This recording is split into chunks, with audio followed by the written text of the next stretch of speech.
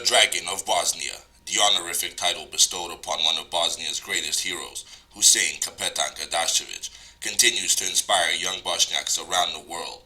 A legend in his own time, he set the foundations of a dream that will be realized some 150 years later. He was born on the 31st of August, 1802, in what was then the Ottoman Empire.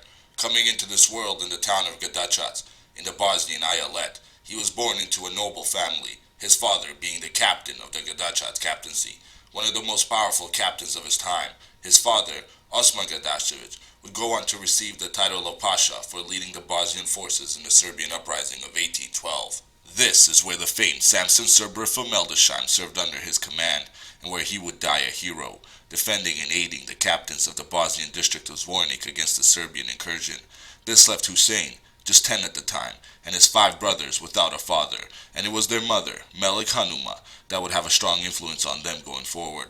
Following his father's death on the battlefield, his eldest brother, Murat, succeeded his father and became the captain of the Gadachac captaincy. By all surviving records, Husein was a very smart child and was well educated, even learning Arabic calligraphy from Murat's personal scribe, Mullah Mustevica, who praised his intelligence and called him a gifted child.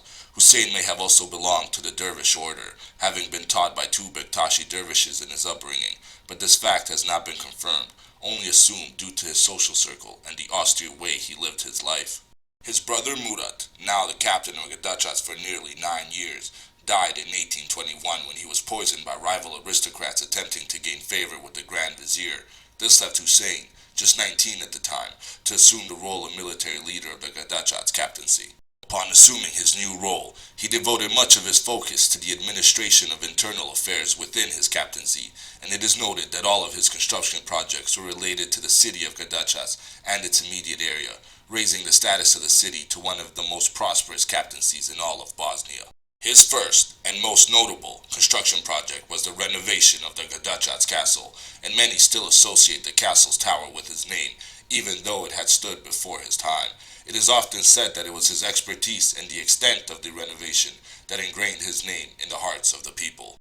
Along with the renovation of Gadachac castle, Husein also had Chardak castle built, which featured an artificial island surrounded by a moat that was in some places up to 100 meters wide.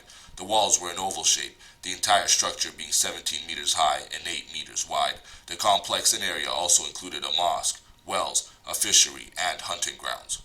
Within the city walls, his most significant construction project was the clock tower, known as the Sahat Kula in Bosnian, which was constructed in 1824. The base is 5.5 meters by 5.5 meters, while the height is 21.5 meters. It would be the last object of this type to be built in Bosnia. Architecturally, his greatest contribution is the Huseina Mosque, some 40 to 50 meters outside the city walls. Built in 1826, it features an octagonal dome roof and a high 25-meter minaret. Amongst surviving records of him, he was also notable for his high tolerance towards the Bosnian Christians under his jurisdiction, who were said to be the most satisfied in all of Bosnia. Although social norms dictated that the Ottoman Sultan's official approval was required for building any non-Islamic religious buildings, Husein approved the building of several such buildings without it, most notably a Catholic school in the village of Tolisa in 1823, followed by a very large church that could hold up to 1,500 people. Another 2 churches were built in the villages of Dubrave and Garevac, while an Orthodox church was built in Obuduvac. By 1827, with the impending Russo-Turkish War, Husein entered the higher political scene in Bosnia. Upon receiving orders from the Bosnian Vizier, Abdurrahim Pasha, Husein mobilized the Gadachac populace and strengthened his defenses. It was at a meeting held in Sarajevo between the Vizier and the Bosnian captains where he would make his mark, notably staying the longest to discuss strategy. He was thus appointed commander of an army that he was to mobilize from the lands between the Drina to the Verbas. By all accounts, he did well in this role. It was here that things began to crack at the seams. In the late 1820s, the Ottoman Empire began a process of military reforms, centralizing command in Constantinople and in effect weakening the power and status of the Ottoman captains. This caused many riots among soldiers used to the old system. Along with this, there was an increase in both taxes and Ottoman bureaucracy. The Bosnian captains were particularly disappointed by the empire's lack of response to refugees arriving from the Principality of Serbia, and its negligence to their plight further enraged many of the locals. When the Sultan abolished the Janissary order in 1826, Gradascevic threatened with military force to subdue anyone who was against the Sarajevo Janissaries, showing allegiance to his countrymen several years before he would stand in open rebellion. When the Bektashi order was banned and Turkish commanders began launching campaigns against prominent Balkan Muslim leaders, this further strained relations and created instability in the region. The Sarajevo Janissaries would continue to have his support though, until some from the camp, inspired by economic hardships, rose up and killed Imam Nuruddin Efendi Sharifovic. At this point, his tone and support changed, and Gradascevic distanced himself from the local causes. He would go on to maintain good relations with imperial authorities in Bosnia, becoming one of Abdurrahim Pasha's most trusted advisors when he was declared vizier in 1827. Gradascevic would be given a major role in mobilizing Bosnian forces for the impending Russo-Turkish War, and it was during these preparations that a riot in the Sarajevo camp forced Abdurrahim Pasha to flee. Gradascevic would ride in with a small force to extract him from the city, providing shelter for him in Gradacac before helping him to escape the country, and in turn, by not supporting the uprising, he remained loyal to the Ottoman Empire. Abdurrahim's successor, Namik Pasha, acknowledged this and even asked Husein to reinforce Ottoman garrisons in Sabak. The end of the Russo-Turkish War in 1829 and the signing of the Treaty of Adrianople became a turning point for Gradascevic and many other, thus far loyal, Bosnian captains. With the treaty, 6 districts were ceded to Serbia, which was granted autonomy by the Ottoman Empire. This outraged much of the nobility, with protests launched all over the country. Gradascevic would hold an 11-day meeting for Bosniak aristocrats between the 20th and 31st of December 1830 to determine how they would react to the recent treaty. Their decision became clear when just a month later, between the 20th of January and the 5th of February, another meeting was held in Tuzla to prepare for the revolt.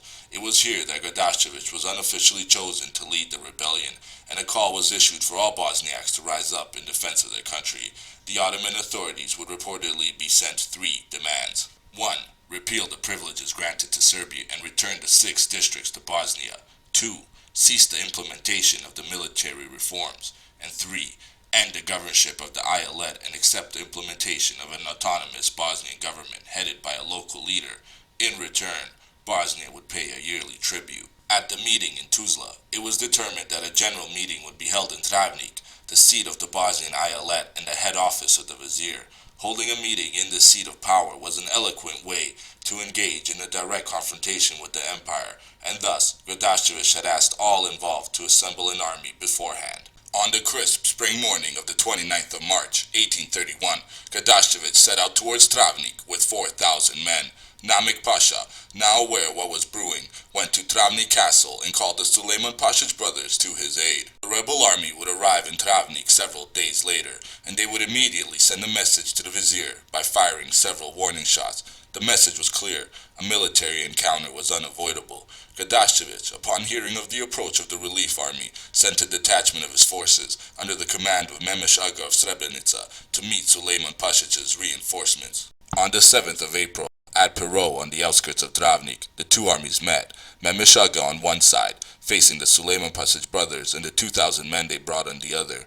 The armies were close in size, and after a fierce battle, Memesh Aga gained the upper hand and pushed through, forcing the lines to break and those that were left to run for their lives. The possessions of the Suleiman Pasha family would be destroyed in the ensuing aftermath. After putting the castle to siege for nearly 2 months, on the 21st of May, 1831, the vizier found a way out of the city and escaped to Stolac, those remaining surrendering upon hearing word of his desertion.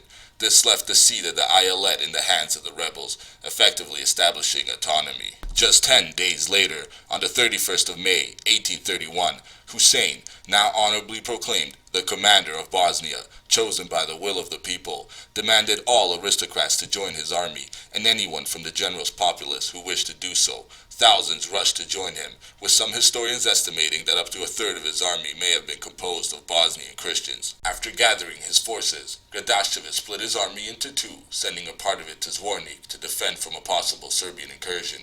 The bulk of his forces remained with him, with which he set off towards Kosovo to meet the Grand Vizier. It is estimated that anywhere between 25 to 35,000 men now marched with him in open rebellion. They took the city of Peć before marching on and setting up their main camp in Pristina, modern-day Kosovo, to await the arrival of the Grand Vizier. Rashid Mehmed Pasha, the Grand Vizier of the Ottoman Empire, would answer their call and would raise an army, marching to meet the rebels head-on. Thus, on the 18th of July, 1831, the two forces would square off on a field near Stimne. They were said to be of equal size, but the Bosnian army was poorly equipped, the Ottomans having the advantage in firearms and artillery. Gradascevic knew that a direct confrontation was not in his favor. He sent a detachment of his army under the command of Ali Pasha Fedahic ahead to intercept the Ottoman forces. After a series of small skirmishes, Fedahic was forced to retreat, the Ottoman forces hot on his heels. Sensing the impending victory, the Grand Vizier sent his cavalry in, ordering a full charge, his artillery following the enemies as they retreated into heavily forested terrain. This is exactly what Gradascevic had hoped for. He counterattacked with the bulk of his forces, men used to the rough terrain of the Balkans. The Ottoman forces were completely annihilated, with Rashid Pasha sustaining an injury and narrowly escaping before the full collapse of his lines. The battle was over, and it had been won by the rebels. At this point, barely escaping with his life, the Grand Vizier sent a delegation to the Bosnian forces, claiming that all of the Bosnian demands would be met. Their goal accomplished, the Bosnian forces turned back to secure their borders, and on the 10th of August, the leaders of the rebellion met at Pristina, deciding that Gradascevic would be declared first Vizier of Bosnia.